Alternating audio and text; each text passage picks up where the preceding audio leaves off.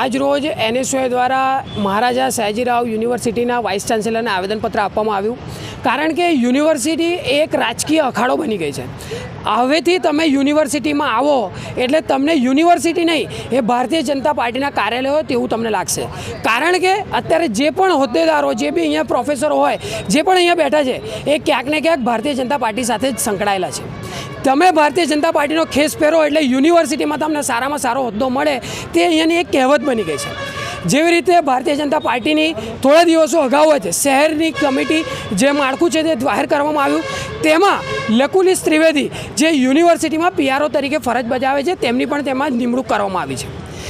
ગુજરાત સરકારનો નિયમ છે કે જે બી સરકારી કચેરીઓમાં ફરજ બજાવતા હોય તે રાજકીય સંગઠનો હોય તેમનાથી તેમને દૂર રહેવું પડશે, પણ તે નિયમ યુનિવર્સિટીમાં ક્યાંક ને ક્યાંક લાગુ પડતો નથી. લકુલિસ ત્રિવેદી છે તે મહામંત્રીની જવાબદારી પણ સંભાળે છે ભારતીય જનતા પાર્ટીમાં, અને યુનિવર્સિટીમાં પણ PROની જવાબદારી સંભાળે છે. એટલે યુનિવર્સિટીના સત્તાધીશો જ ક્યાંક ગુજરાત સરકારના નિયમોનું પાલન નથી કર્યા.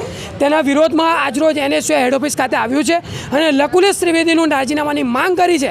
કારણ કે જેવી રીતે રાજકીય અખાડો યુનિવર્સિટી બનતી જાય છે તે NSOA ચલાવી નહીં લે. જ્યાં સુધી લકુલિસ ત્રિવેદી પોતાનું રાજીનામું નહીં આપે ત્યાં સુધી NSOA આંદોલન ચાલુ રાખશે. તે મુદ્દાને લઈને આજરોજ NSOA હેડ ઓફિસ ખાતે પહોંચ્યું છે અને લકુલિસ ત્રિવેદીના રાજીનામાની માંગ કરી.